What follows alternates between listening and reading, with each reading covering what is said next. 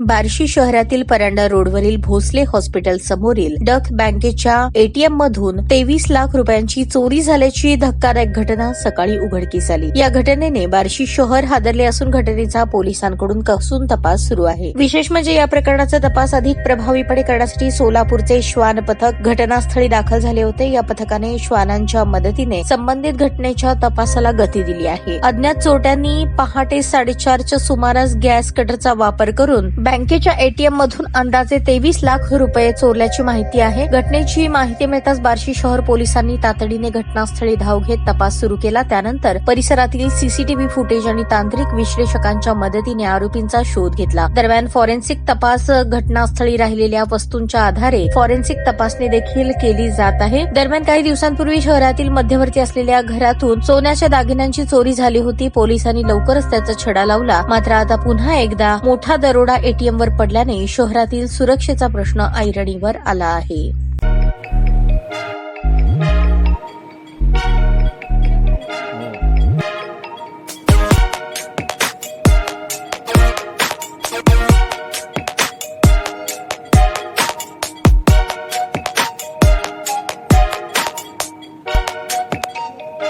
सोलापूर शहरातील सुप्रसिद्ध हॉस्पिटल म्हणजे सेंट्रल मल्टी स्पेशालिटी हॉस्पिटल मागील अनेक वर्षापासून सेवा बजावत आहे। 24 तास इमर्जन्सी सर्व्हिस, मॉडर्न टेक्नॉलॉजी, अनुभवी डॉक्टर्स तसेच अत्याधुनिक तंत्रज्ञान सुविधांनी सुसज्ज स्त्रीरोग प्रसूती विभाग, ऑर्थोपेडिक विभाग, मेडिकल विभाग आणि इतर एकमेव नाव म्हणजे सेंट्रल मल्टी स्पेशालिटी हॉस्पिटल।